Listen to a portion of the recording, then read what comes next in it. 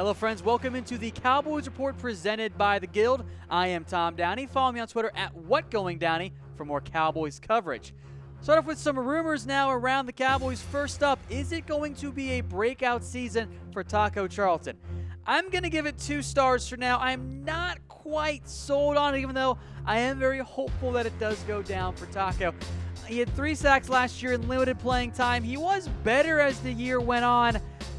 And even though DeMarcus Lawrence says Taco will take everyone by storm, I kind of think it's more likely we see the breakout year in year 3 for Taco and the Cowboys, not quite in year 2. He'll be better, but I'm not sold that the breakout year is going to come this season. There's a lot of depth at defensive end. Taco's still developing. I don't think it happens immediately, but I do think it will happen, just maybe not in 2018. Maybe 2019 is when Taco truly emerges as a key cog on that defensive end rotation. With guys like Ely, Dayton Jones, and maybe even Randy Gregory, it's not quite set in stone yet for Taco. He's going to be a major factor on that end, even though I do still like his upside. All right, next up, is Dak Prescott a top 10 MVP candidate?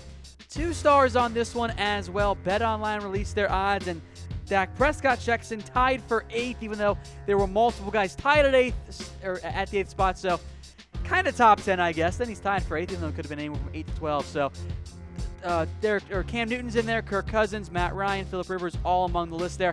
It seems a little high for me, but as we saw with the Rookie of the Year award, quarterbacks get the credit for a team's success or their failure.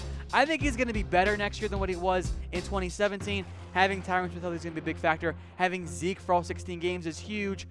But I don't think Dak Prescott's going to win the MVP award. That's a little bit too high. I think the brand of being the Cowboys quarterback has pushed up those MVP odds. Next up, is Zeke not a top 20 MVP threat? This one just screams fake news to me again. BetOnline has their MVP odds, and Zeke's not even in the top 20. He is tied with the likes of Blake Bortles and Joe Flacco, a bunch of other guys like Saquon Barkley, the rookie running back as well. And then behind Case Keenum in the odds, look, I get that only one running back has won MVP in the past 10 years, but this is too low. This is too low for Zeke Elliott, who is going to be the focal point of the entire Cowboys offense. If any running back is going to win MVP, I think it's going to be Zeke. I don't think he wins an MVP this year. I think it's going to go to a different quarterback, not on the Cowboys. But top 20 is way too low for my odds there. I think it's definitely fake news. But let me know, guys, will Zeke win an MVP in his NFL career? Give me a like for a yes and a wow face for a no. I certainly hope so, but I don't know if it'll actually go down. If I had to pick one, I'd say it's more likely than not, but I do like his odds to be way better than 20th in the NFL. All right, next up, is it playoffs or fired for Jason Garrett? And as we've mentioned many times on this show, 3 stars. Darren Woodson now has chimed in, and he says, like, it's a make-or-break year for Garrett, although he said it's a make-or-break year for every player and coach, so you get that. But Woodson also said if the Cowboys miss the playoffs, he doesn't see Jason Garrett coming back. And Jerry Jones has claimed Garrett's not on his hot seat, but he definitely is. If the Cowboys miss the playoffs again this year, I don't see how Jason Garrett keeps his job. If you take a look at his last 5 years, miss and make, miss and make, miss and make. The consistency there, or lack thereof, is not ideal. And yeah, there's been in 16 circumstances, i.e. Zeke getting hurt, Tyron Smith having his injury, Tony Romo going down as well.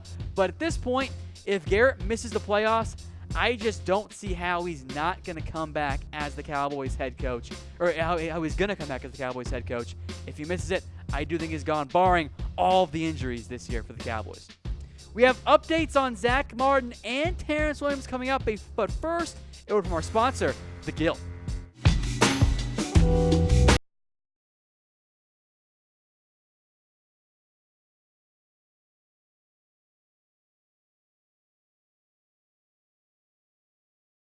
Some of our other rumors here, Zack Martin, Terrance Williams as well. But first, if you're wondering what the stars are, here's what they mean. 0 stars since the number of fights Odell Beckham won against the net. 1 star, small shred of truth, don't buy it, but it could come true. 2 stars, people are talking firmly in that rumor category. 3 stars means pretty likely, not a done deal, but does seem like it'll go down. And 4 stars, Zeke Eaton, it's a fact. Taking it out to our 5th rumor, will the Zack Martin deal come in the offseason? 3 stars on this one. It does remain pretty likely. The Cowboys, per Sports Illustrated, do expect to have a deal done before the season. And Martin, as you guys should know, is not at OTAs right now while he waits for a new deal. Not a true, I'm not coming back until I get paid, more of a, hey, a reminder, I want to get paid here, so let's kind of speed this process up. Not a full-on bad blood holdout, but a holdout nonetheless. The expectation, though, is that, yeah, Zack Martin is going to become one of the highest paid guards this offseason. It's really only a matter of time on that end. Next up, will Terrance Williams only be cut if he's suspended? And this one also seems like 3 stars on this one as well. It does seem pretty likely. Dallas Morning News reports this as well, that if he's not suspended, don't expect the Cowboys to get cut. And the reality is, across the NFL, you kind of get a pass if you're an important player. If this was, say, Ezekiel Elliott, Cowboys aren't even considering cutting that player because he's too important to their offense. The reality is that even though Terrance Williams is very, very inconsistent, he's still one of the top Cowboys wide receivers, and that's a big factor. And I know that a lot of you guys don't like Terrance Williams, and I totally get it. He didn't score a touchdown last year, had a lot of critical drops, but look at the rest of the wide receivers. You're looking at guys like Noah Brown and Deontay Thompson and Cole Beasley and Allen Hurns and Michael Gallup. It's reasonable to assume that you do want to keep Terrance Williams if you can. And the biggest reason why the Cowboys won't cut him unless he actually gets suspended, it's the contract. If the Cowboys cut T. Will after June 1st, they save no money. And that's a big factor in this whole thing. The Cowboys don't want to, in reality, pay the guy the same amount to be on the roster than if he is not on the roster. So that's the concern there. Again, negative 2 if they cut him right now because of the way the contract works. It's 0 if it's post-June 1st. Let's have some dead money, though, in next year's deal. If he gets suspended, the Cowboys can save $3.5 million by cutting him. So it will be, I think, a wait-and-see process on that end.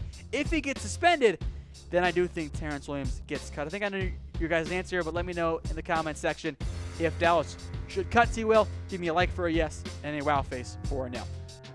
Sticking with the receivers then, is Noah Brown going to make the roster? For now, I'll give it 2 stars. People are mostly talking about it. Has had a good offseason stuff. Has been very active with Dak Prescott, getting in shape and all that type of stuff there. Dallas Morning News, it's going to be tough to keep him off the final roster.